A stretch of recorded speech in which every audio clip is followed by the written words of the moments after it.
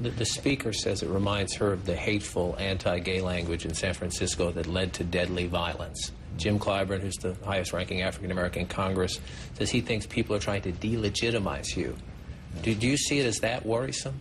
You know, I've got to tell you that, as I said before, yelling at politicians is, as Americans, apple pie. I mean, that's in our DNA. I said this in the speech to the joint session, that we have a long tradition of being skeptical of government.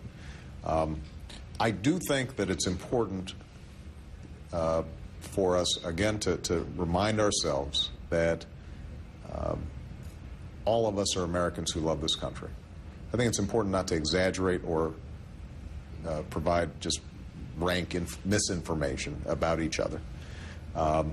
You know, I'm amused. I can't tell you how many foreign leaders who are heads of center-right governments say to me, I don't understand why people would call you socialist. In my country, you'd be considered a conservative. You know, and the other thing I've got to say is that I think it's important for the media, you know, not to do any media bashing here, to recognize that right now in this 24-hour news cycle, the easiest way to get on CNN or Fox or any of the other stations, MSNBC, is to just say something rude and outrageous.